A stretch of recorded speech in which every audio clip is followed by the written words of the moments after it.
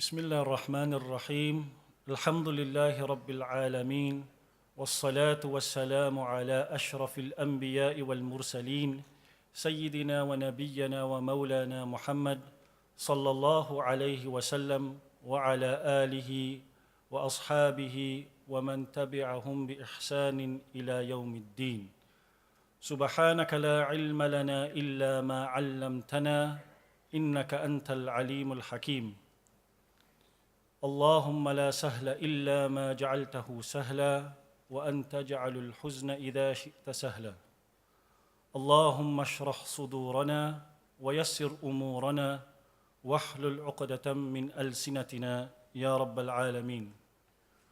All praise and thanks is due to the Almighty Subhanahu wa Ta'ala. Choicest peace and blessings upon our beloved Prophet Muhammad sallallahu alayhi wa sallam. Distinguished guests, ladies and gentlemen, Assalamu alaikum wa rahmatullahi wa barakatuh, and good morning. Welcome to the second day of Bank Rakyat's International Islamic Banking Conference 2014. We have an exciting program lined up for you today, starting with two presentations in the morning related to banking, business, and the economy, which will take us up to our morning break. After the break, we shall have two more presentations related to Islamic banking and regulatory framework. Ladies and gentlemen, after lunch, very importantly to note that we will be having parallel sessions, one session which will be in the main hall, and it will be the main forum for the parallel sessions. However, it will be in Bahasa Melayu, and the title of the session is Perbankan Islam Dulu, Kini, dan Akan Datang.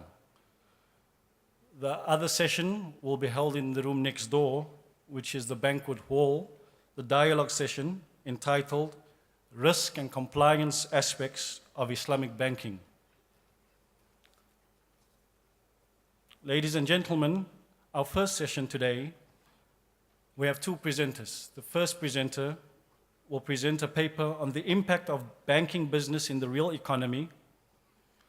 And this paper will be presented by none other than Professor Dr. Abbas Mirojo, the first holder of INSAFE's Islamic Finance Chair. The second paper shall be presented with regards to banking business to the economy, or rather the contribution of banking business to the economy, presented by Siti Rosina Ata'ullah. She is the head of Islamic Capital Markets at Kuwait Finance House Research Limited. Our moderator for today's session is Mr. Paul Wouters. He's the Senior Vice President of Regional Business Development at PT Aprisma in Indonesia. Mr. Wouters is also the Chief Executive Officer of PT Centurion Global, a company founded on Islamic principles, also based in Jakarta. In addition to this, Mr. Wouters is also a member of the Advisory Board of Islamic Finance News in Kuala Lumpur, Malaysia. So without any further ado, I would like to invite the moderator and the presenters to the stage. Please welcome. Assalamu alaikum, good morning. We have the kickoff session of today, which is about the place of Islamic banking in the real economy, and to my feeling, it's one of the most exciting sessions that we will have in this conference. The first thing that pops my mind when I read the title is we talk about real economy as if there should be an unreal economy. So we use Western concepts to place our own Islamic banking. It's the same like we talk about true sale, like if there is an untrue sale possible according to Sharia. Nevertheless, we need to use some of these concepts because we have all been ideologically indoctrinated to see the world from that angle.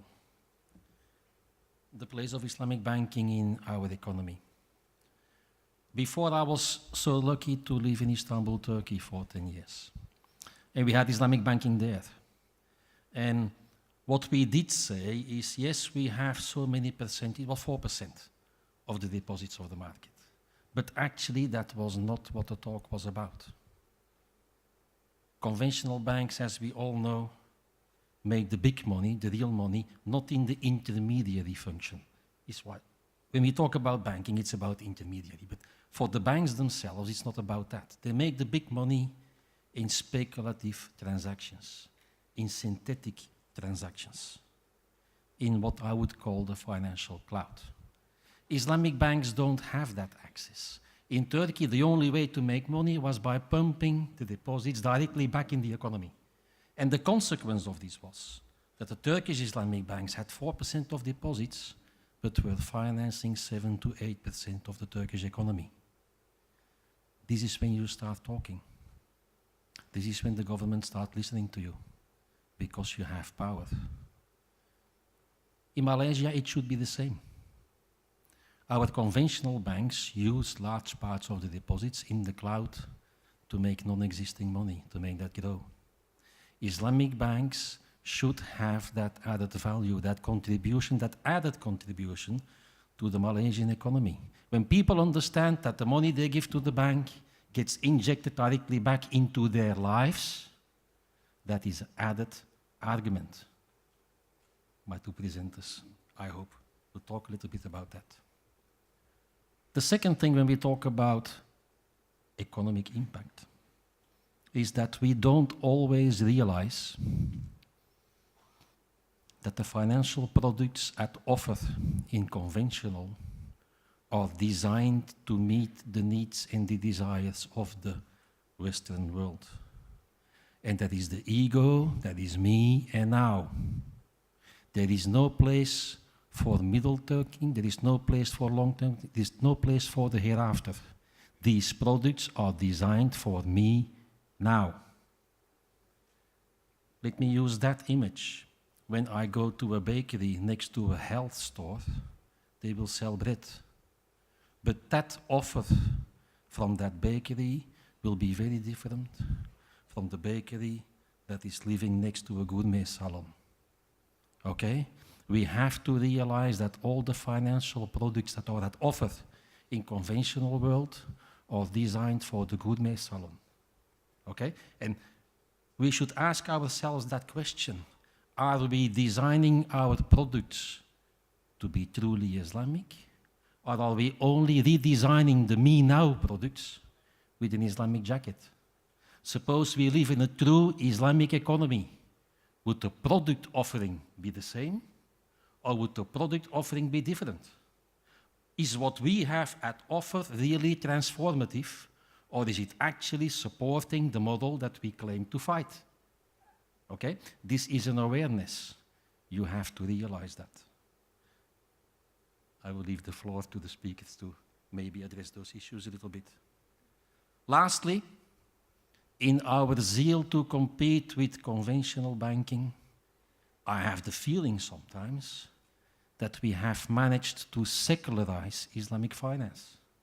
Part of my reality is also Allah.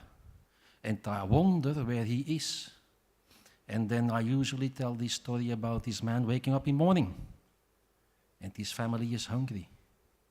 And he goes to the other side of the street and he buys the bread. And when he is home, he shares with his family. He's a nice man. The same man wakes up. He goes to the other side of the street. He buys the bread. But now, he is in the halal bakery. And he is there because Al-Quran is asking him to do this. Better even, he is doing this to please Allah. And when he comes home, he shares the bread with his family as a sadaqah. And whilst he is doing that, he thanks Allah for giving him the family in the first place and allowing him to share the sadaqah.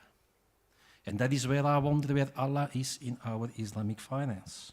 When my client walks out of my bank, does he have money in his pocket? Or does he have added value in his pocket? When we translate that to Western concepts, it's about corporate identity. It's about how the people feel when they come to my shop. They not only come to get the money, they come for something more. And Islamic banks should strive for that something more. That something in the disruptive product offering and in the disruptive corporate identity. And if we don't succeed in doing that, our potential customers will start screaming, as they do now, that they don't recognize the face of Islam in my Islamic bank. Okay? I just want you to give some ideas before I give the floor to Professor Abbas, who was involved in Islamic banking long before we knew it existed. He therefore has a unique view. The dreams that were existing 20, 25 years ago, maybe longer, about Islamic finance and where we are now. Professor, I give you the floor.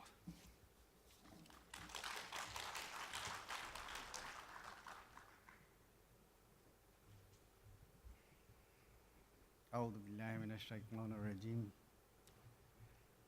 بسم الله الرحمن الرحيم قال الله الحكيم في كتابه الكريم إن الله وملائكته يصلون على النبي يا أيها الذين آمنوا صلوا عليه وسلموا تسليما اللهم سلم وسلم وبارك على محمد وآل محمد كما صليت وسلمت وباركت على إبراهيم وآل إبراهيم في العالمين إنك حميد مجيد. Dear brothers and sisters, Assalamu alaikum wa rahmatullahi wa barakatuh. Thank you, Paul. I think you should have taken my turn actually and talk more about this. This is fantastic, the way you see it and the way what the rest of us are seeing. You're right that we probably have some vision of Islamic finance that we want to perhaps sell mostly to non-Muslims or Muslims who are much more westernized than perhaps would be desired. First of all, let me thank Allah subhanahu wa ta'ala, Bank Rakyat and ISRA for their invitation for me to participate in these proceedings.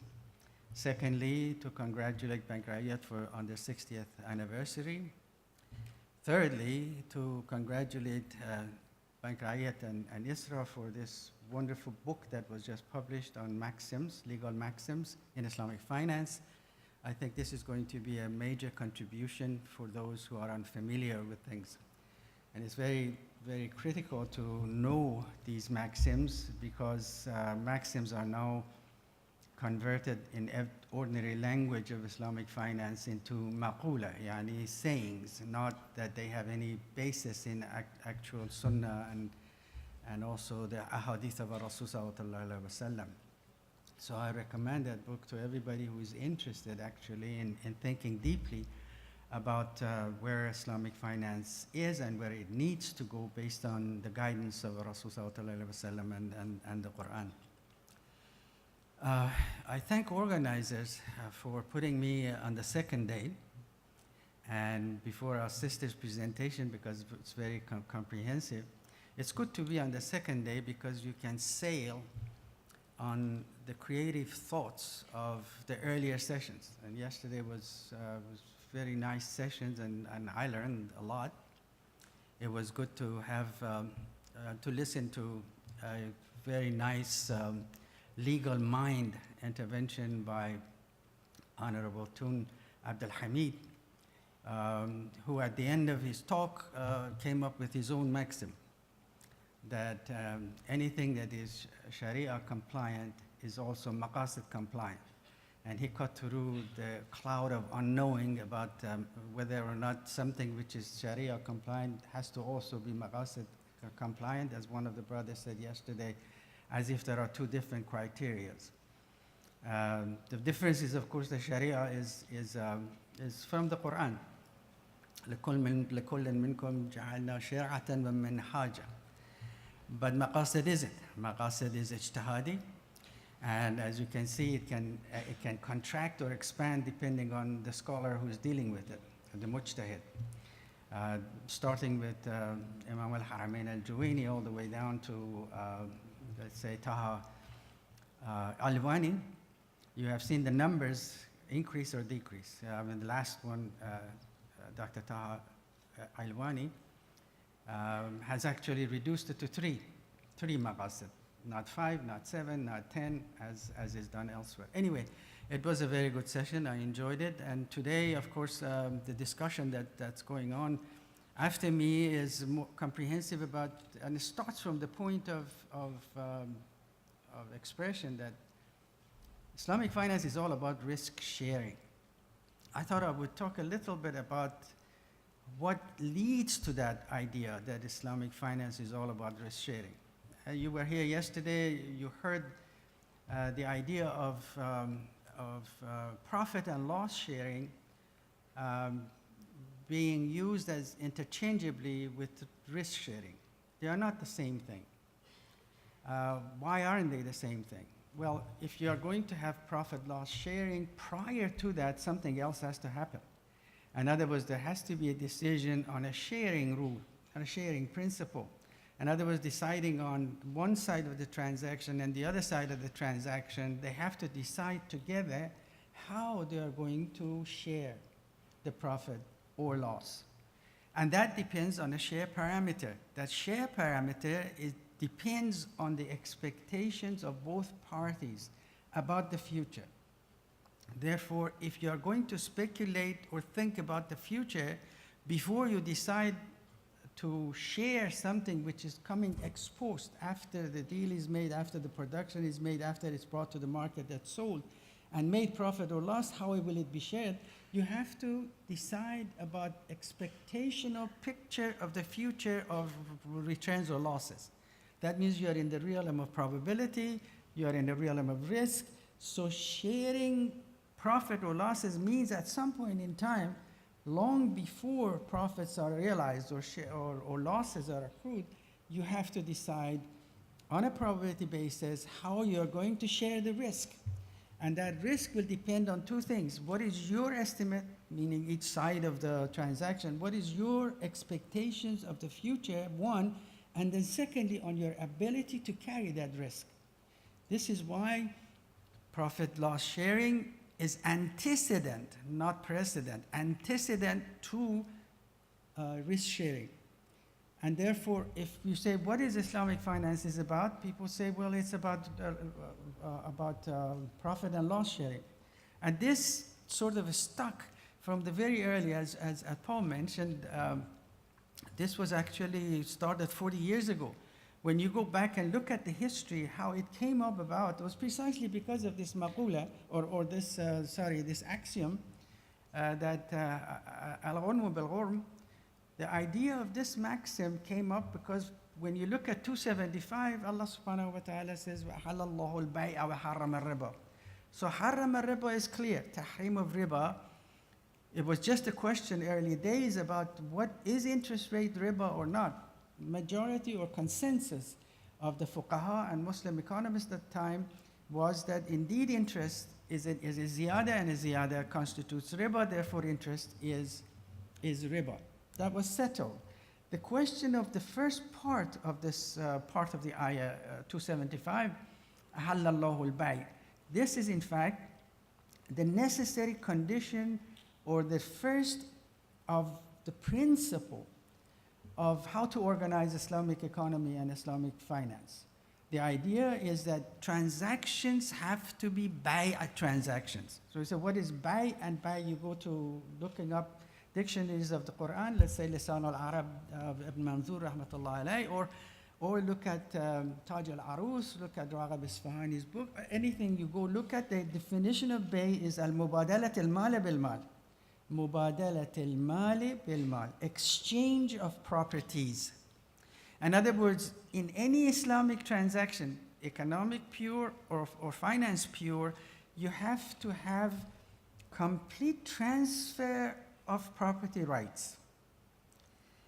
Therefore, when two sides of a transaction get involved in bay', not tijara, two different things.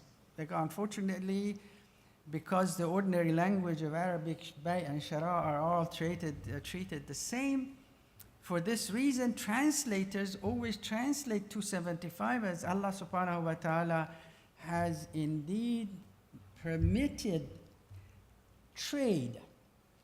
Trade is not the same thing as bay'. Bay' is an exchange. Why is trade? Trade is tijara. And Allah subhanahu wa ta'ala in the Quran refers to both of them. For instance, in Surah An-Nur, you have the ayah that says, رِجَالٌ لَا تُلْهِيهِمْ تِجَارَةٌ وَلَا بَيْعٌ. So the question is, if these two are the same, why would Allah subhanahu wa ta'ala use it in the same ayah. Well, one of the conditions of the miraculous nature of the Quran is the precision of the Quran, is the fasaha and bilagha of the Quran. And neither of these two will allow using two words that mean the same thing. If you are interested, there is a book just came out by us, not just, maybe 2 or 3 years ago, by a Syrian Quran specialist called Al-Kitab wal-Quran. And one of the things that he raises in there, he says basically, in the Quran there are no mutaradif synonyms. There are no mutaradif words, because that would take away from the fasaha and balagha of the Quran. And then we look at ayat of the Quran, plenty, where tijara comes in and where bay comes in. And they are basically treated differently. 282 of Surah Baqarah explains, as the Quran does, Quran interprets one ayah by another ayah in the Quran. This is a tafsir of ayah bil ayah. So basically you can look at 282 makes a tafsir of 275. And there tijara is made very plain what it is, and bay is made plain what it is. It takes a little bit time to do it, and we don't have it, so I'll move on. But let me say, because there is risk involved, Allah subhanahu wa ta'ala wants this risk to be shared. For us, risk is an ontological, it's a takwini question. It's a takwini. It's not an ordinary dimension of business. It's takwini in a sense that Allah subhanahu wa ta'ala has built risk into the nature of life on this earth for humans. Human life is subjected to risk. How do we know that? We know it from series of ayats in the Quran regarding testing, bala and iftinan, meaning, again, testing. Testing is a crucial element of the growth of human being on this earth, which Allah subhanahu wa ta'ala has built into the system. It's a learning mechanism. So you have that no one is actually immune to testing. Look at Surah Ankabut, ayah 2. أَحَسَبَ النَّاسُ أَنْ يُتْرَكُوا أَنْ يَقُولُوا آمَنَّا وَهُمْ لَا يُفْتَنُونَ. It's a Stefani question. Do the people believe that by just simply saying that I'm a mu'min, that they are not going to be tested? Meaning that everybody is going to be tested. Some will be even tested much more severely with makrullah. Again in the Quran, you cannot remain secure that you're not going to be tested. What does testing mean? Testing means when I come to a question, when I have to decide and then take action based on that decision, at that point, then I will ask myself, which way am I going to go? Will I go Allah's way or will I go my way? If I go my way, of course, has consequences. If I go Allah's way, has also consequences. There is a process of decision making clearly in the Quran. There's that you have to go through ta'aqul, tafakkur, and tadabbur. That is, first cognate the problem. Secondly, think about alternative courses of action. Thirdly, look at the consequences of those actions. Tadabbur. Knowing those consequences, then you make a decision. Will I go this way, the way Allah has told me, or I go the other way, which is based on my own judgment? Each of them has consequences. Now, making that decision is impossible without risk, because you have to have this process of tadabbur, which tells you what alternatives are and what consequences there are. And that means you have to speculate about the consequences of the future, and since it's in the future is uncertain, this is a decision on the risk. Risk is part of the ontological framework of experiences of human beings on this earth. Now, the question comes, what do we do with risk? How do we manage it? There are only 3 ways of managing risk of a transaction. You can either transfer it, or you can shift it, or you can share it. You transfer risk when you put money in the bank. Holding the money has a risk. You transfer the risk to the bank. The bank, if it's doing its job right as an intermediary, passes that risk on to the borrower or the investor. So this is risk transfer. The problem with this system, which really dominates the entire world, is that at some point in time there is a regime switching, meaning that regime switches from risk transfer into risk shifting. What is risk shifting?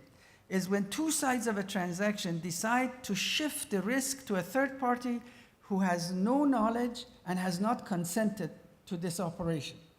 The best example of that is how risk was shifted to the taxpayers as a result of risk-taking behavior of financial institutions because of the crisis.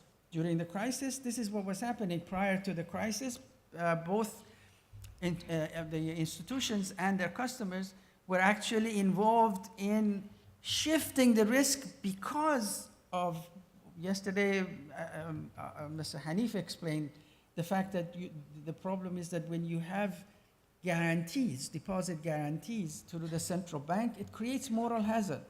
So they know that if they go into trouble, the banks and financial institutions, they were going to be bailed out. And bailing out means you have to tax people for the cost of that.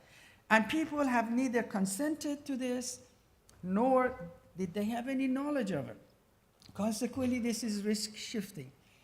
The problem with the risk transfer is that inevitably, all the time, every place, everywhere, at some point in the process, risk transfer switches regime and becomes risk shifting with enormous cost to the people in terms of loss of jobs, in terms of increase in inequality, in terms of all the problems that come with both of these, poverty and so on.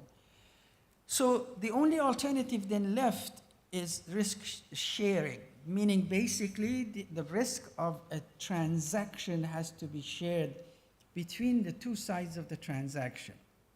And that, of course, come into Islamic uqud, as you know. But are all of yesterday, for example, when the idea of discussion about risk transfer was involved, you heard one of the guests or one of the speakers arguing that in Islam you have also debt instruments. But debt instruments, because they were serving people, it was maqasid compliant. Well, of course, we can't have a debt instrument under Islamic finance. It's impermissible. But what he was perhaps referring to are things like murabaha. Is murabaha halal or haram? The problem is if you talk about risk, about profit and loss sharing, murabaha will be left out. Because if Islamic finance is about profit and loss sharing, then what happens to uqud like murabaha? Because in murabaha, you have a product that is being sold and it's being sold on time. Where is the loss? There is profit, but the profit isn't being shared. It's basically the person is buying it and paying a higher price for delay in payment. Risk sharing will include this, where profit loss sharing concept will not. The reason is that exchange, which is bay, involves specialization and division of labor. This we have known since the time of Adam Smith. And when exchange takes place through specialization, meaning that if I am producing 10 products, but I have a specialization in doing one of them very good, and you have one on the second one, and another one the third, and until the 10th one. There are 10 people who produce these commodities better than better than any of them doing them all. So when the people specialize, they have to take risk. What risk? Is that other people will provide the products that I need.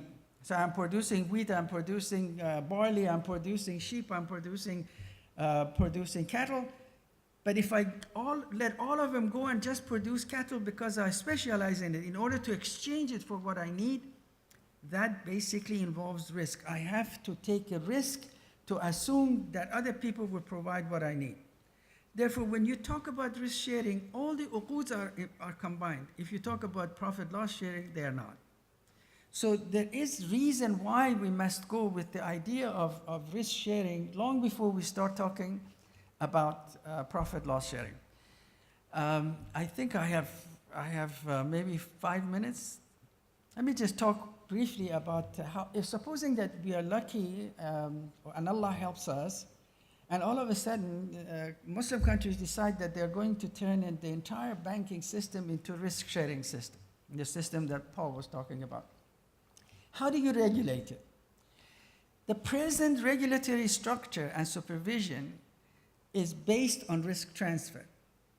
Therefore, they have to protect the creditor, not the banks, the creditors and not the customers, not the depositors, but the creditor, which is basically the person who is eventually going to receive the interest earning from the whole operation. To protect that, they have put in this huge infrastructure of regulation and supervision. And the banks, I think Bank Rakyat or any other bank will know how difficult sometimes these things are. You have off-site, on-site supervision, you have whole regulatory structure you have to put up with. If you have risk sharing, remember the value propositions that Paul was talking about, one of them was this one-to-one correspondence between the real sector of the economy and the financial sector, banking sector. In case of risk sharing, all you have to do is protect both sides by saying that the value propositions of Islamic banking is three things. Basically, there is correspondence between the value of asset side and liability side of the balance sheet of the bank. There is also correspondence, close correspondence, between the maturity structures of the liability side and the asset side. And finally, there is close correspondence between the risk structure of the asset side and the liability side. These three are all you need in order to regulate Islamic banks. In other words, if tomorrow, inshallah, you have Bank Negara saying that IFSA 2013 is going to be now generalized to all banks, and there is no reason why they can't be. How would you regulate the banks? All you have to do is tell them, I need you to meet these three criteria, that maturity, risk, and value structure of your balance sheet has to correspond from the asset side to the liability side to make sure there is no discord between asset side and liability side. Because this is a problem of risk transfer system. Risk transfer system, you have in accord, if you wish, conflict between maturity structure of asset and liability side. Value structure, because value of assets go down, value of liabilities stay the same. This causes bankruptcies for the banks, and so on. Thank you for listening. Assalamu alaikum wa rahmatullahi wa barakatuh.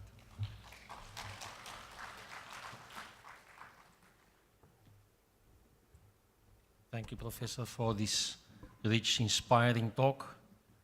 But talking is cheap.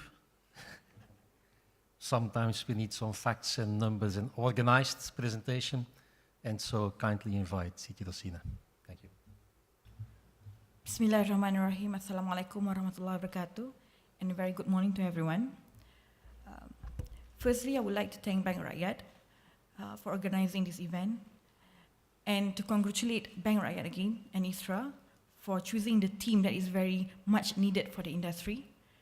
And secondly, my presentation on the screen is a shorter version of what's being printed and distributed on your table, because I've deleted and excluded some of the slides that are self-readable so that we can focus more on the more important slides to discuss on the issue of how to assess on the contribution of the banking business to the economy.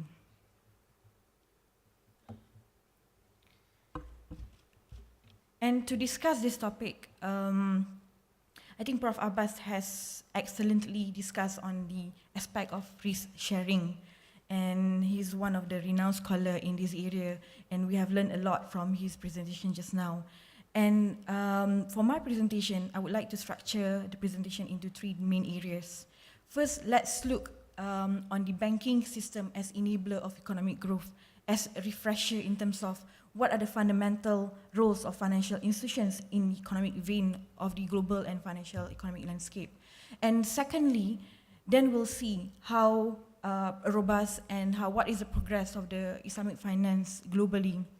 And thirdly, and I think most importantly, moving forward, what do we expect from the banking sector, particularly Islamic finance, in its functions as enabler of economic growth to support the Muslim economies as well as the non-Muslim economies.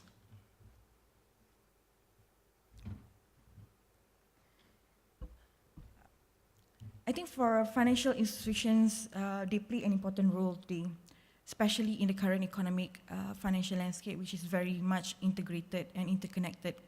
The fundamental of conventional or financial systems to support the economic growth are mostly common in the sense that it should provide the efficient process to mobilize fund from the surplus entities to the deficit entities. But what underlies this process that makes it different between conventional and Islamic finance? Because first of all, the spirit that should support the role of financial institutions for Islamic finance is different. Because in Islam, we believe that the world's resources are from the gifts of Allah, and we as a trustee should make sure that we utilize and optimize the resources that we have been given by Allah to the most efficient way. And based on this premise, we have to ensure that the process of accumulation of wealth must also be supported by the social needs of the society. And of course, the principle of Islamic finance is also based on the risk sharing, as opposed to risk shifting that has been clearly explained by Prof. Abbas just now.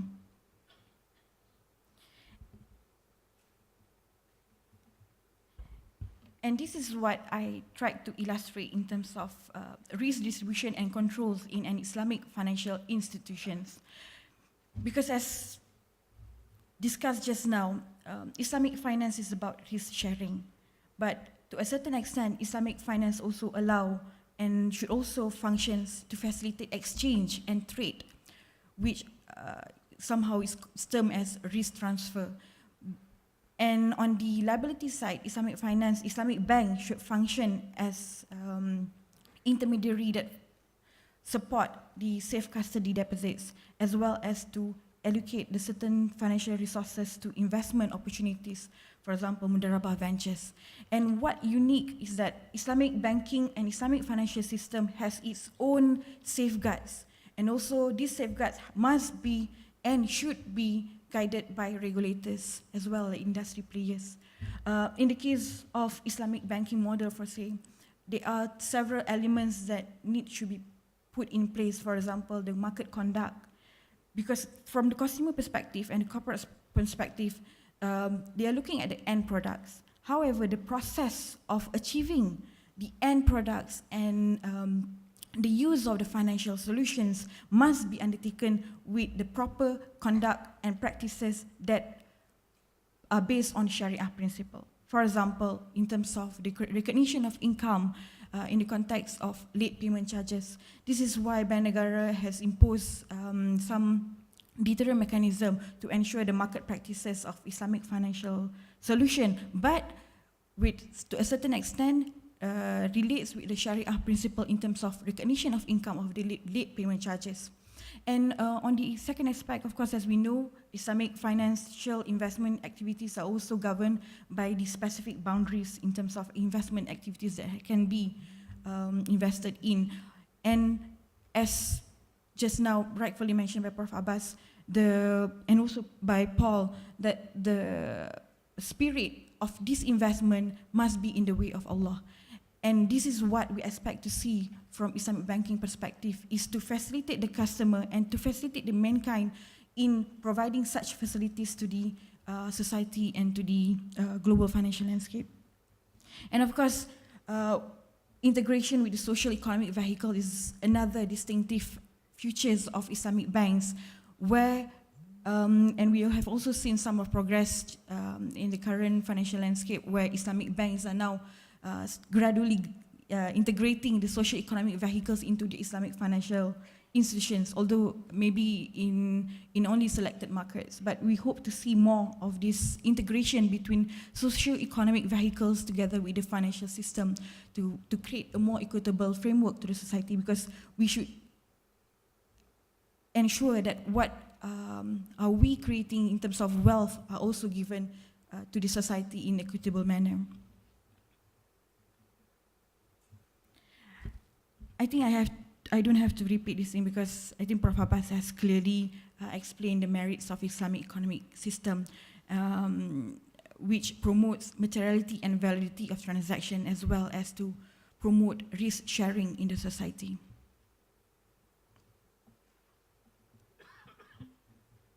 However, the issue is here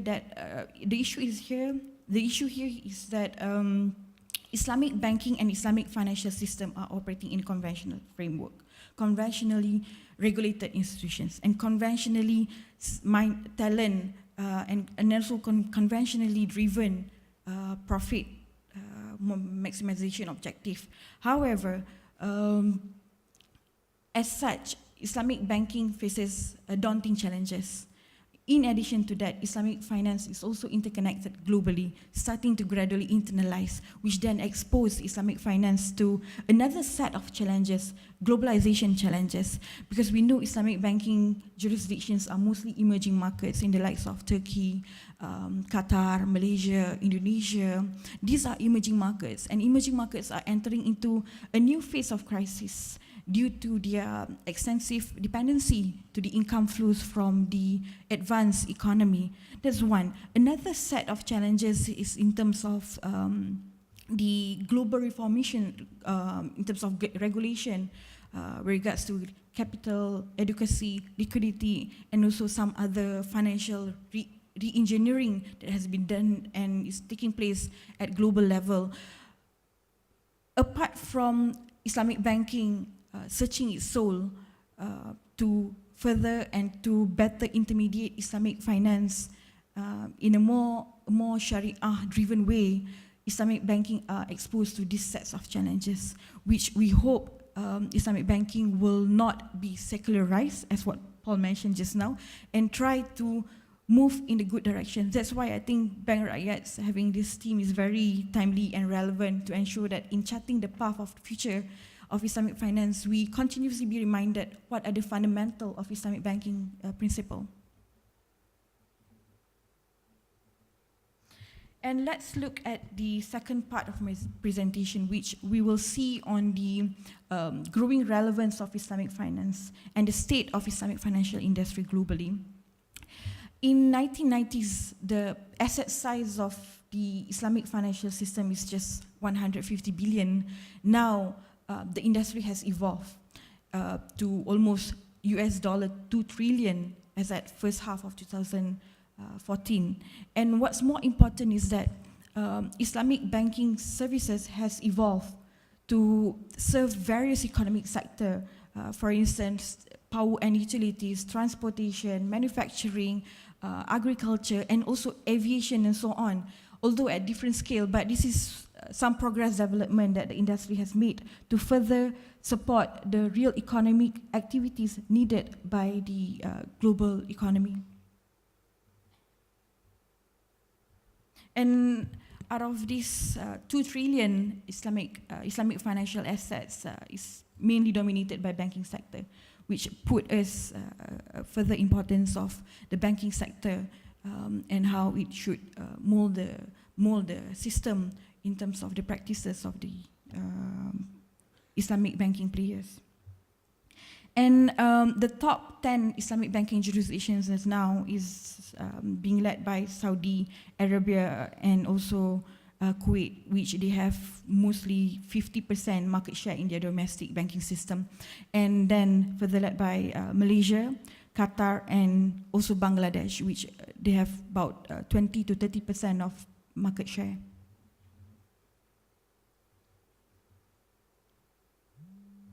Sukuk is also another interesting segment of which we have seen a lot of sukuk being issued to support a number of economic sector, for example, aviation, power and utilities.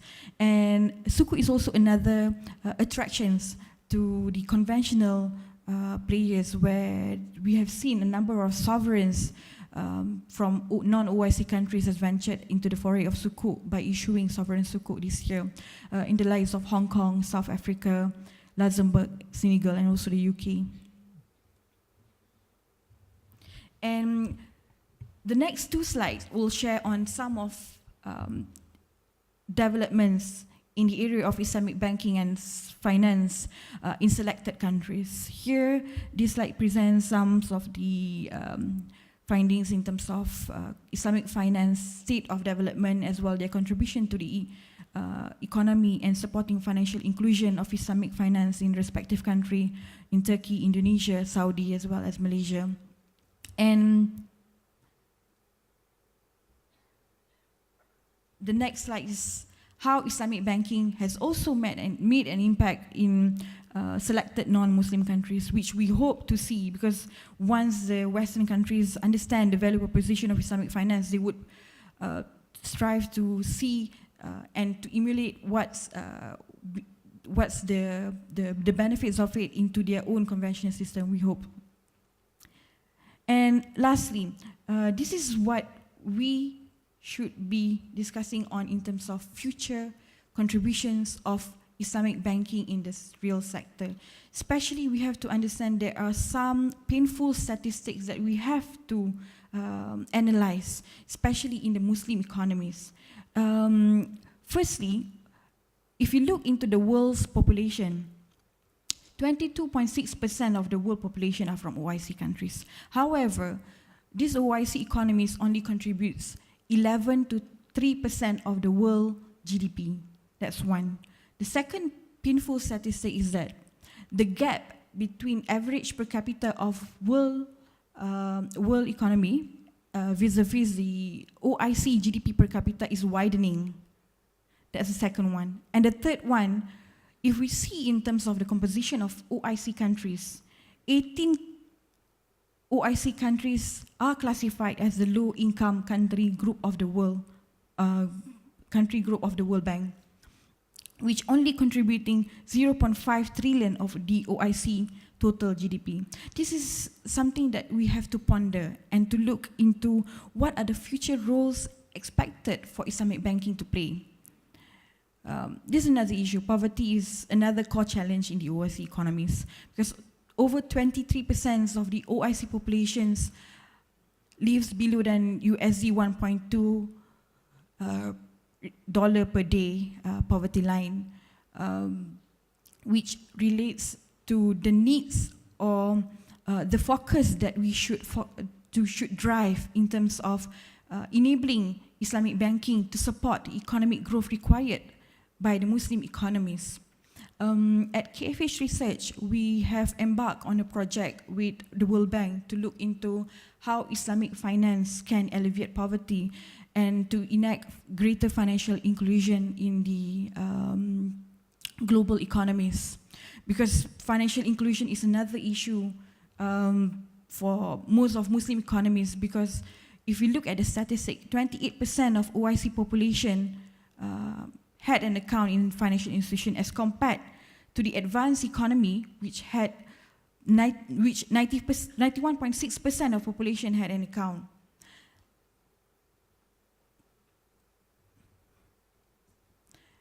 This is another some of the statistics that reflect the level of financial inclusion in the Muslim countries.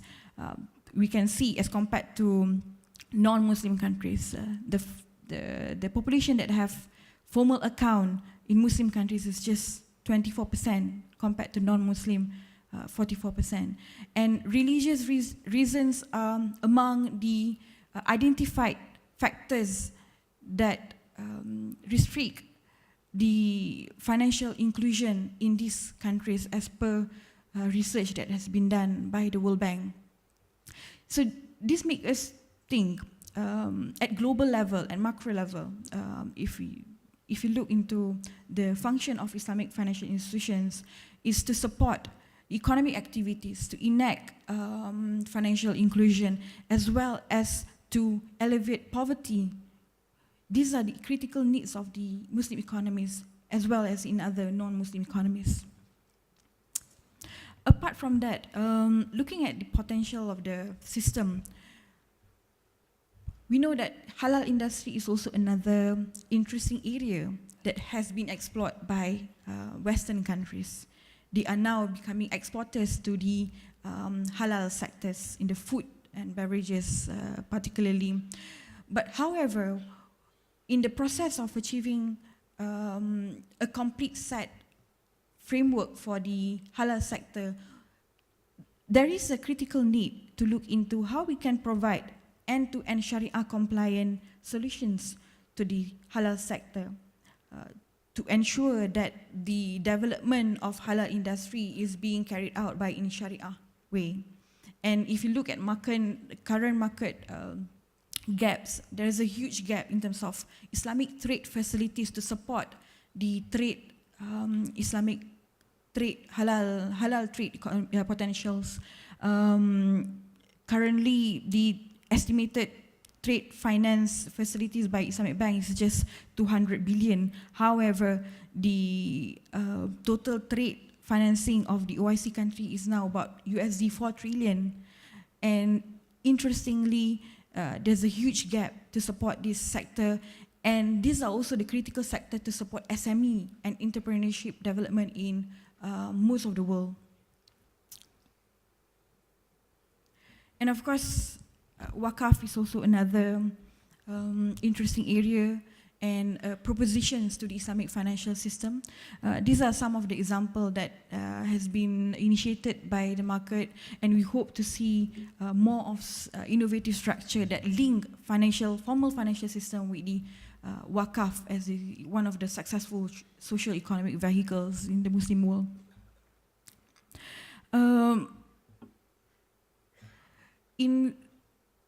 In conclusion, by looking at the fundamentals of Islamic finance, which has been discussed in the first presentation just now, we see that Islamic finance has a function to play in facilitating efficient mobilization of funds, and also to facilitate mankind to support their spirits of Islam in providing and allocating the funds in the way of Allah. This is what we envision moving forward. I think we have to be fair. Somehow or other, the industry has progressed. Some development has been made. Some regulatory formation to enable Sharia-driven framework has been initiated by a number of regulators. In terms of product innovation, if in early 2000, we only see in Malaysia, for example, Islamic financing based on mudarabah or musyarakah is just less than 1% of the system. But now, in 2013, the share of mudarabah and musyarakah finances has increased to 6%. Although maybe not, it is not at what we expect in terms of the pace, but the industry is evolving, and we hope that the system will progress closer to the fundamentals of Islamic finance and better serve the economy. With that note, thank you very much.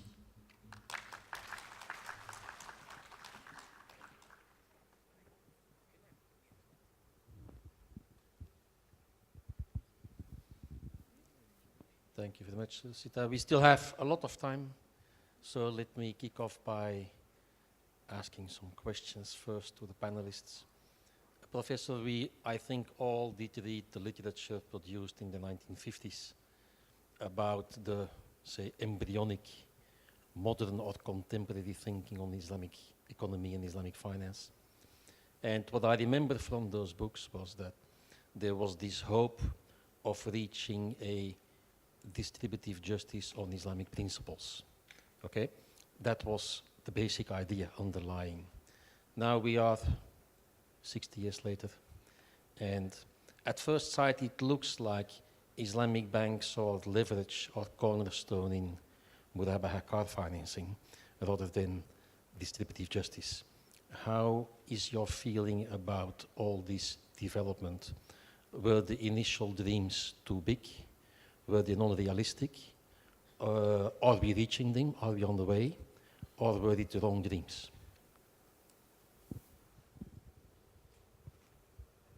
Bismillahirrahmanirrahim.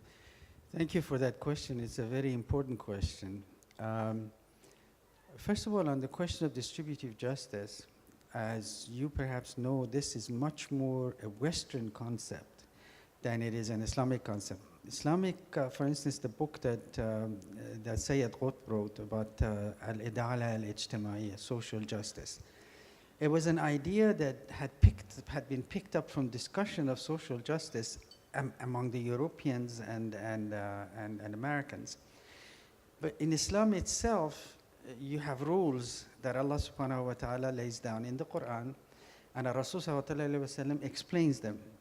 If you comply with those rules, justice prevails. There is nothing you have to bring a social justice criteria from outside to transplant and put it inside Islam.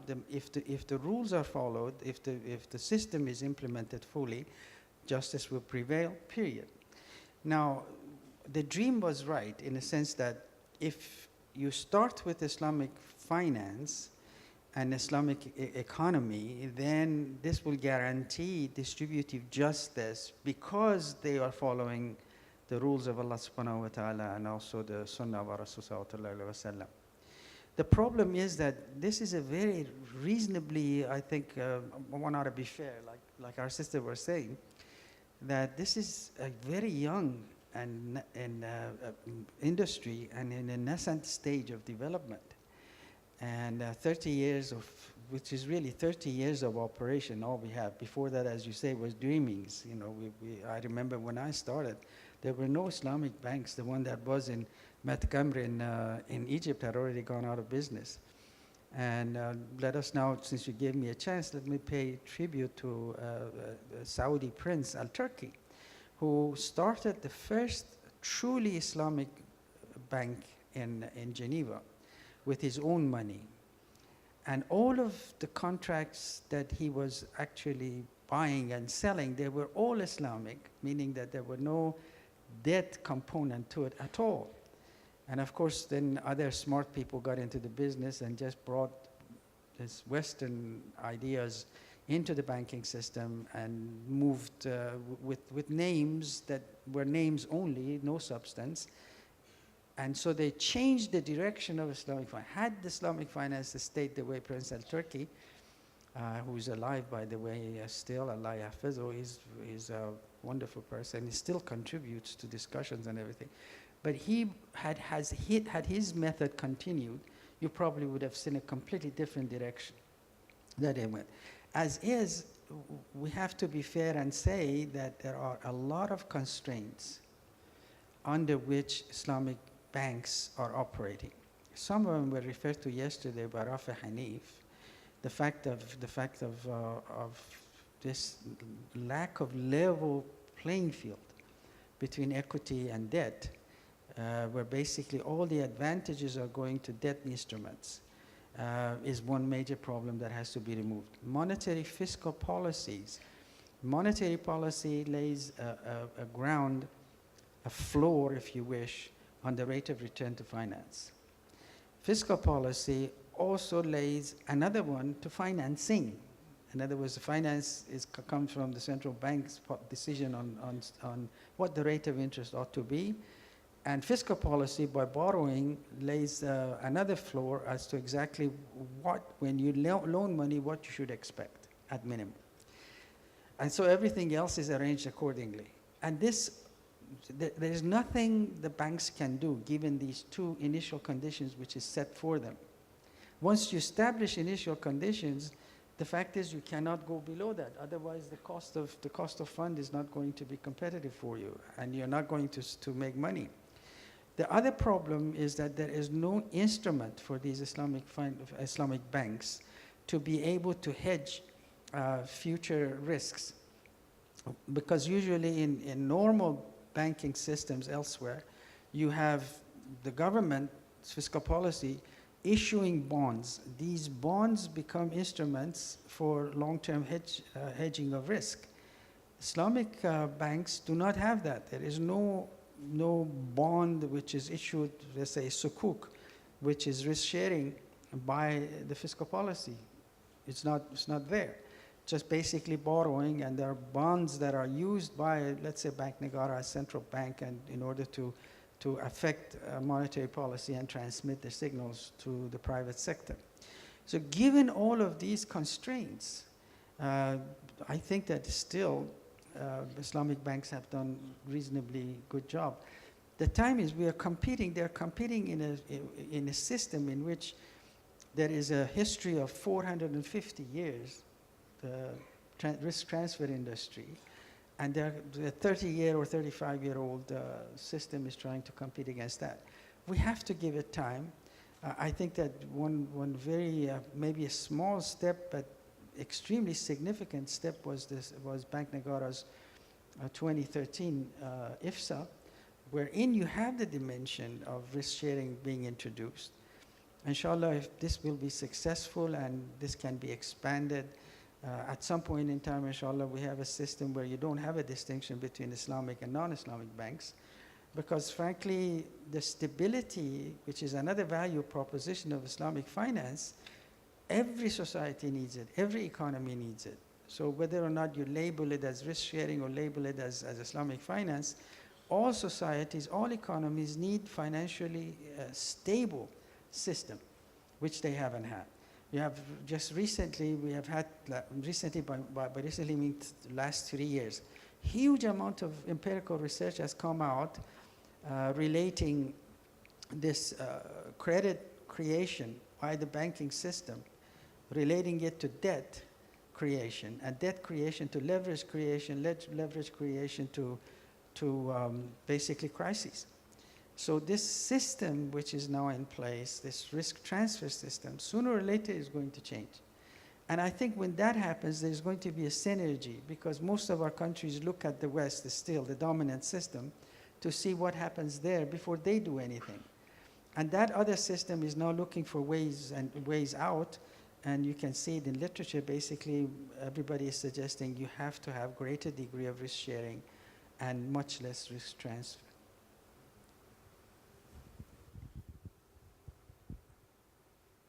It's a very interesting debate if we should apply, if not Islamic contracts, Islamic principles on conventional banking too. That would be the biggest contribution of Islamic banking, I think, to the overall system. It triggers for me the question of the globalization of Islamic finance and Islamic economy. What I always was surprised about is that we always say that Sharia is universal of all times, but is applied differently from time to time and place to place. Nevertheless, we are always screaming that what the other side is doing is not Sharia compliant. And we are screaming that basically from our own garden. I'm sitting in my garden in Kuala Lumpur, and I'm saying that what the people in Kuwait are doing, and their garden is not even touching mine, okay? We are saying that that is not Sharia compliant. So I was always surprised by that. Now I see that there is a growing intra-OIC trade, actually, that has kicked off very fast now since I think 2007, 2008, in what they call Istanbul Declaration, that still goes down further. What is the view of the Kuwait Finance House Research on the globalization and therefore the apparently much desired standardization of Islamic finance? Thank you for the question, Paul. I think that globalization of Islamic finance is bringing values to the system, especially in pursuing greater coordination at global level. Because Islamic finance was mainly domestic driven. But when we achieve a certain level of globalization, it brings us to another stage of development where we look into at cross-border micro-surveillance aspect, which has been done by IFSB, and greater coordination at multilateral levels. Especially in the recent years, we have seen how Islamic banking is being looked into by the multilaterals in the likes of World Bank, IMF, also by Asian Development Bank. These are interesting developments because this development would open up opportunities of Islamic finance in non-IDB countries particularly, especially in the likes of World Bank. World Bank is now looking into how Islamic finance can help alleviating poverty in Muslim countries as well as non-Muslim countries with minority of Muslim population. When multilaterals are more involved into Islamic finance, the coordination is expanded, And when the coordination at global level is being achieved, so that will strive further the global development of Islamic finance. That's from development point of view. And however, from surveillance point of view and stability point of view, globalization would create additional risks that need to be looked into by financial institutions. And as Islamic banking players are more regionalized and internationalized, macro surveillance and cross-border aspect is much needed for the industry. However, what I think is missing in terms of globalizations is to look into the innovative way of exploring Islamic finance to resolve some of global issues. For example, poverty. Because this is a critical issue and a core challenge of most economies. However, how do we look into Islamic finance in exploring Islamic microfinance facilities, looking into micro-takaful, and how Islamic finance can promote SME development in the world, in global economies. So I think from a globalization point of view, this is what the efforts that need to be strived further in terms of looking at the potential of Islamic finance from its risk-sharing tools to resolve some of the core challenges faced by mostly low-income countries. Before I give the word to the floor, Professor, what would for you be the big challenge posed to Islamic banking as being a motor for the development, further development of Islamic economy? What would be your main lead? What would you tell the industry? Well, you gave me an opportunity to explain my wish list, and I think it will take a long time to go through every item. But I do have the most important item on my wish list is to convince Muslim governments that it is to their benefit in terms of running their own budget, in terms of creating economic stability for their society, to alleviate poverty, to fast-track growth, is for them not to borrow, but to issue risk-sharing instrument to share the benefits with their own people rather than with outside world, rather than creating a problem for distributive justice, as you said, because what happens is in these societies, governments either borrow internally or they borrow externally. If they borrow internally, they borrow from the rich to run, because those are the ones who can afford to lend money. But they have to tax the middle income and low income group, because those are the ones who pay tax, to tax them in order to finance the borrowing. However, if you went to, for instance, in Southeast Asia, virtually all of the countries here have high savings rate. Here, nearly 40% of GDP is the saving rate of Malaysia. But Malaysian government borrows money in order to meet shortages in finance. We say, well, why don't you take that money, issue a risk-sharing instrument, sell it with low denomination in the secondary market, let people whose savings are sitting in the bank, 240 billion, sitting in the bank, earning 2%, they can earn perhaps as much as 7% if actually they share the real sector. This real sector of this economy is paying anywhere between 7 to 11%, the real sector of Malaysian economy. And the money is sitting in the bank earning 2%.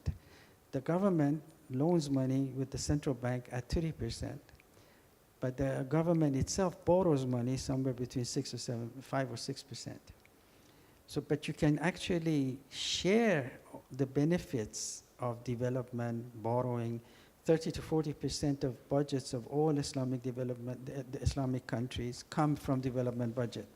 You can finance all of that with risk sharing. So that's the first wish I have, that if you're going to grant it, or Allah grants it, I'll be very grateful, that actually, you could convince Muslim governments that there is a better way of running their shop than borrowing. Thank you. It gives me a personal final thought that sometimes I have the feeling that outside world, and I mean Muslim, are vesting too much hope in the Islamic banks for bringing justice to society, whilst actually the banks don't have a bigger responsibility than we have all ourselves. And we should not burden the banks with a bigger duty. So next to the empowerment of Islamic banking, we should also look into our own hearts and feel personally responsible. What is, for me, one of the big differences between the Western society, where the responsibility for the community is shifted to a non-tangible government, back to the Islamic principles where the responsibility lies in myself. Okay, with this thought, I will give the floor the opportunity to raise some questions. Yes, please.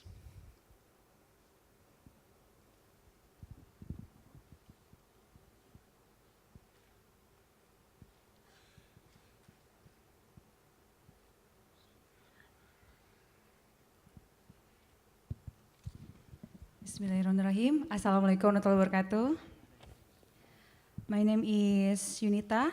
I am a MBA candidate from Multimedia University, and also I am work in CMB Niaga, part of CMB Bank. I'm very glad and very happy to attend this conference, alhamdulillah. And also I'm always thinking and concerned about the asset side. So which is in Islamic banking is naturally should be correspondent with risk sharing. Yes, I definitely agree with that. And this is more on for equity-based financing, right?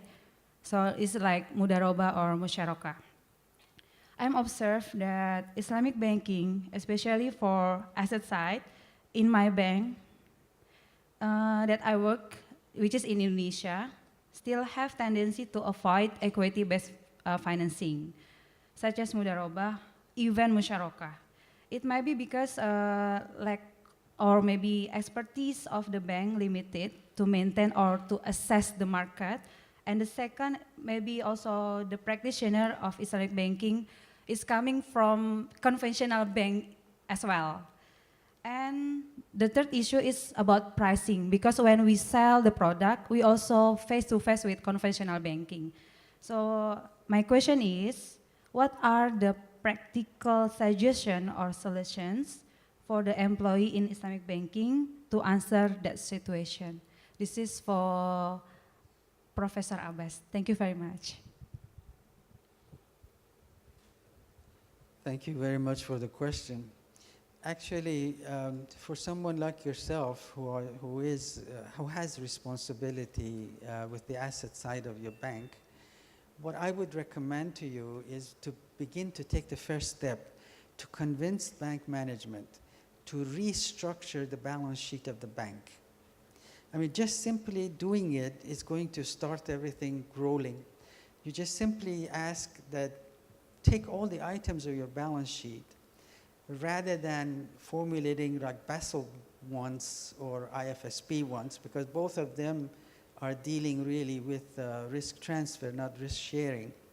Even if you have to do it that way, do another balance sheet where you itemize every item of your asset side vis-a-vis their maturity, vis-a-vis their risk, vis-a-vis their value, and see how they correspond with the liability side. And you can take the steps to continue to tell your management, for example, that look, this thing is really not corresponding and we are going to get into trouble, because you will get into trouble if your asset side and liability side are so far apart. Management doesn't worry about it because they know if it goes into the red side, there will always be a bailout.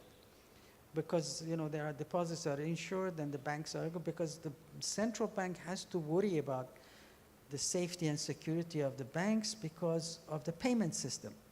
Because if the security of the banking system and deposit system gets into trouble, the payment system, things that you and I buy, we write checks, we use credit cards, that's a payment system. Once that becomes paralyzed, then it really damages the economy. So you can tell you can start yourself, just as an exercise. Try to take the balance sheet of the bank. If you're responsible for the asset side, try to rearrange asset side based on maturity, based on risk, and based on value. And then check it with the liability side and see if there is matching. If there is dismatching or mismatching, then you can be sure that your bank will sooner or later get into trouble. And so that's the first thing we do. Like Paul was saying, frankly, when you make sure that you treat, or our sister also mentioned, Rosina, that if we always treat everything as if we are the stewards, if we are the Khalifa on earth, that we have, these are not our resources, these are Allah subhanahu wa ta'ala's resources, and we are responsible for it. That is the beginning. And this is a responsibility for you as an asset side manager, is to say, let me just look at this. Will there be any potential break? Will there be a potential run on the bank? Will there be a potential danger to the security of the banking system? And the only way you can do that is to make sure these three things are in line. I hope that answered your question. I might also challenge Sister. As Kuwait Finance House, you're steeped with both feet in the real life of Islamic banking. Yeah? What would your answer be? I think one of the powerful tools that has not been utilized in the Islamic banking system is the consumer power. Because the mindset of the bank, because we need to ensure we are comply with the regulation and expectation of the regulator to promote financial stability, and at the same time ensure that we protect the expectation of the customer in terms of deposit mobilization. However, from consumer side, consumer has a power, bottom-up push for the industry to change. Because, for example, I think we can see there's a number of banks offering Islamic banking solutions. Some of banks offers purely murabaha, and some of banks have selections of murabaha, and as well as mudarabah based of musyarakah mutanakisah based financing. However, if we look at the consumer side, if consumer have the power to choose and to drive, and naturally, if the consumer only seeks for equity-based related financing, somehow or other, banks would gradually move into equity-based financing to fulfill the needs of the customer that want to take the solutions that are based on equity-based.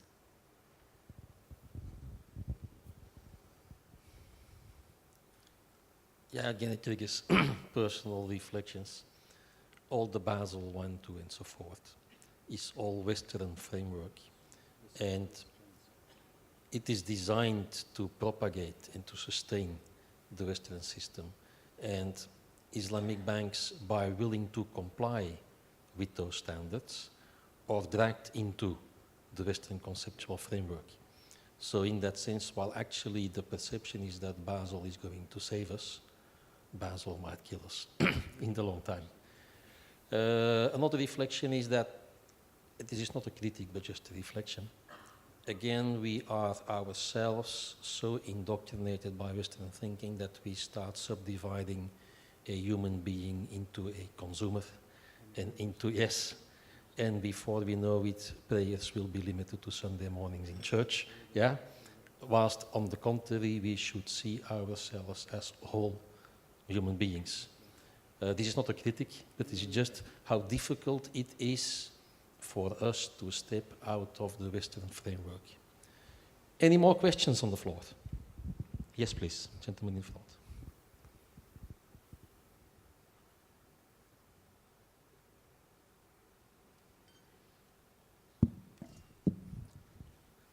I'm Abdul Rahman from the banking side, from banking industry, OCBC. I'm quite attracted to what Siti Rosina has mentioned about the consumer power in deciding what kind of contract, whether you take equity or debt based. Okay, I'm also quite attracted to Professor Abbas Miracle in mentioning that, in order for the bank to move forward on risk sharing, to consider the three elements of the correspondence between asset and liabilities, which address the issue of value, maturity, and also the risk sharing.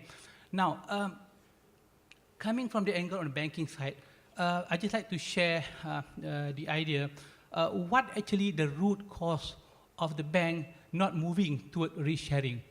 Are they ready? Because as far as we are talking about Islamic banking, a lot of critics have been mentioned that no different. It's just a replicating of what the conventional has, okay? But then again, I was quite attracted to what Rafi mentioned yesterday, that are the depositors ready? Are the consumers, from the funding side, are the depositors ready? As far as the depositor is concerned, I'd like my principal to be guaranteed. Now, with the introduction of the new IFSA standard investment account and so forth, most of the depositors, they still want to stick with principal guaranteed mechanism. They would prefer to stay with wadi'ah rather than mudarabah. Then I ask myself, is the bank ready? In order for the bank to provide equity financing, risk sharing, are they really ready? Are they quite comfortable with the issues of moral hazard, asymmetric information, and so forth? Are they ready to lose their capital in giving mudarabah financing? Then coming from the angle on the consumer side, on the deficit side, are these consumers ready to ask for equity financing? Are they ready to share their information, to be transparent enough with the bank? So with all this setback, I'd like to have the view from Prof. Abbas Miracle and also maybe Siti Rosina on how to address the issue in order to close this gap among these three elements. Thank you very much. Thank you very much, Brother Abdurrahman. A very good question, really. But it reminded me of this usual saying. They say, is it chicken or egg? Which one comes first? Tanseri Azman of, whom you all know, the Sovereign Wealth Fund of Malaysia, Khazanah, it's been a puzzle all the time. Which one comes first, chicken or egg? No, he solved the puzzle. He says the rooster comes first. It's neither chicken or egg. The rooster comes first. So here, it's neither the bank nor the consumer, in my view. It's the government. See, we have some really difficult problems, and they have their own problems. They have on their agenda, there's so much things to do. One of the things the government could do is precisely prepare the ground so the consumers and the banks could do their jobs. That the banks are now not financial intermediaries. They are money creators and money lenders. Estimates are that 95% of money is created by the banking system, 95%, which is huge. So they are creators of money, and depositors are nowhere, consumers are nowhere, only at the end, at the receiving end of the process. If the management makes the decision based on decisions that are made by the central bank makes decisions based on what's going on in the external world. As you were saying, we are tied into the system. Basically, it's very hard to get out until the government, and this government here, by the way, Malaysia, in my view, is around perhaps 20 years ahead of every other Muslim country. So we're in a country where we can speak of these things, where nowhere else we can do it. Here we can say that really you've gone this far, so please go a little further. I like to talk about something called the Malaysian paradigm, which is really different from anywhere else in terms of implementing Islamic finance. And one of the elements of that, most important element of that paradigm is up-down way of managing the process, where it was the government's commitment to move the banking and financial system into an Islamic arena. Or we are asking them, please go a little step further. Some of these constraints that we were talking about on the banking system, where you say, where do I go? Is the bank ready to deal with moral hazard? Is the bank ready to deal with the ways that normally you protect your customers and you protect your depositors? Frankly, the banks you will be able to answer those questions the minute we find out, can the banks operate as a real intermediary? Supposing tomorrow you had a rule that said, from here on we have two systems, bifurcating the system. We have something called commercial banks. They take deposits, they provide a service, they get paid for that service, but they have to put all of their money in reserve. They cannot loan out of it. 100% reserve. So you protect the payment system. And then you said there are other banks. These banks are investment banks. Let them handle mudaraba, musharaka, murabaha, all of the uqud under that system. The first system has no deposit guarantees because you don't need it. You have 100% reserve. And the other one, you don't have to guarantee because people now see options. Options are basically to go to this intermediary and say, here is the amount of money I have invested in the real sector so I can get better return than I was getting when money was in savings account. So it isn't that we don't have the solution. The question is the solutions are there, but can we convince governments who have so many things to do and they're really tied into the global system and there's no way out of it unless they make a move. If we can get them to just listen, to have some time for us to say, look at this option. This is a good option. Let's move forward with it. Thank you.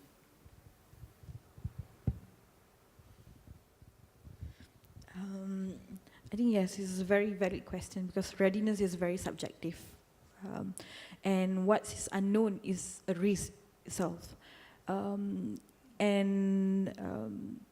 The concept of readiness in exploring equity-based systems is not only for the banks, it's for the consumer, as well as for the regulators, whether they are ready to regulate the banks based on equity-based concept.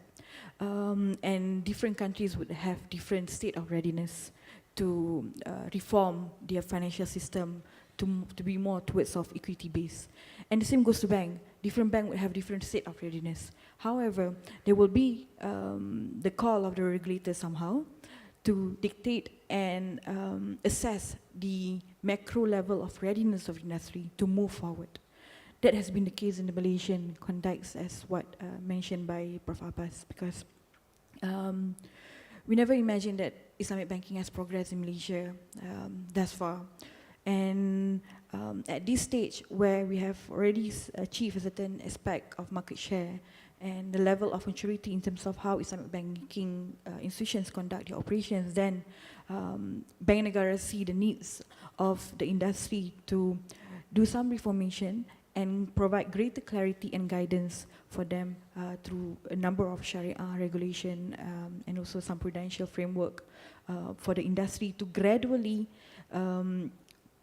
move towards equity base. Of course, this is a process that should not be done in a short period of time. This is a gradual process that we have to be ready, and we have to increase the awareness of the consumer banking as well, the supervision side of the regulators to strive towards a more equitable and equity-based concept. Thanks. I would like to say that we have to believe that the system is sustainable. And we don't need to prove anything, certainly not to a conventional system that has one failure after the other. So when they say you have to prove that you are sustainable, who is asking me this? The people that are not sustainable themselves. So we have to prove this, and there is the discrepancy between what I desire, what I need, and what is allowable. And there is a topic that is open for regulation. Regulation should simply decide this is desirable, but this is not allowable. And so the question is not really, are the banks ready? Of course the banks are ready. I should believe that, or I should leave Islamic banking. Of course the banks are ready. The question is, in that sense, thinking conventional, is the consumer ready, and is the government ready to take the responsibility? Any more questions? Yes, the gentleman in the back.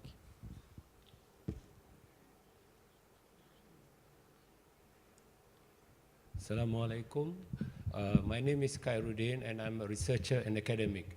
I would like to draw the panelists to discussing matters related to the housing industry, if that is possible, because we are talking about the contribution of Islamic banking towards the economy.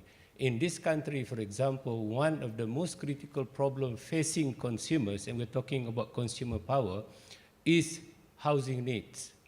Many of us could not afford it. And it appears the systems at the moment, and pardon me because I'm not an expert in Islamic banking, but on the surface, it appears that it is not very transparent. It appears that there is an inequality in information between the bank and the consumer. And on the surface, it appears that if you go to any places where they are launching new houses, for example, there will be many counters. And it is very difficult to see which one is better than the other insofar as how much you pay, what is the loan amount, and what will be, at the end of the day, how much will be the total amount you are paying.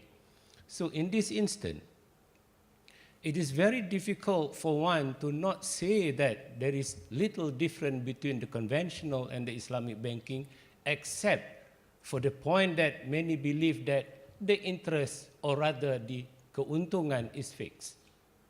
But if you really calculate, especially the Bitaman Al-Jil, for example, the system is quite oppressive in nature. So my question then, and in particular addressing to Madam Siti, what are the banks, or rather the licensed Islamic banking in Malaysia is doing about it, and in particular in relation to risk, this issue about sell and build. Sell and build. Thank you very much. Assalamualaikum. Thank you. It's a very valid question. The problem with the current situations is that mostly the banks, as well as the consumer, love shortcuts. When they love shortcuts, they want easy things and easy way out. When they want to purchase an asset or house financing, they want a simple understanding how much they need to pay and how many years is their commitment, financial commitment. And the same goes to the banks. They want to make easy sell. Sometimes to a certain extent, the sales officer would just simply explain Islamic financial institutions, Islamic financial solutions as easy as explaining a convention system. That is a culturally driven society in Malaysia somehow. Because when we love simple things, we tend to take things easily. However, in explaining and in terms of explaining the true value proposition of Islamic finance, it takes extra work by the bank side especially, and also some time and the willingness of the consumer to spend time and understand the value of Islamic finance. This is what our consumer system need to develop in Malaysia. In terms of the understanding here, what the banks offers as the end products is somehow same as the conventional.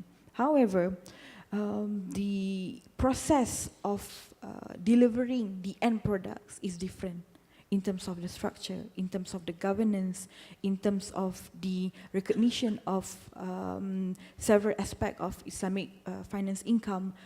However, these are not conveyed to the consumer, which we need greater robust awareness system to really facilitate the consumer in understanding this proposition of Islamic finance. The discussion is only starting, but time constraints kick in. So let me thank you for your kind attention. Let me thank you for the interesting questions. And let me give the floor back to the speaker. Thank you very much, Mr. Wouters, for conducting a very fruitful and informative session. I'd like to thank both our presenters for an excellent presentation and also the participants for their questions. Ladies and gentlemen, we shall disperse for our morning break, but before that, I would like to make one announcement on behalf of the organizers. It has come to our attention that the management of Kuala Lumpur Convention Center does not allow any monetary transactions during this event. So unfortunately, the book that was launched yesterday, the Islamic Legal Maxims book, is not available on sale or is not available for cash. However, you could proceed to ISRA and IPFIM's booths and place your orders, and the necessary arrangements will be made, inshallah. So with that, I thank you all for your attentiveness throughout the session and enjoy the refreshments. Thank you very much.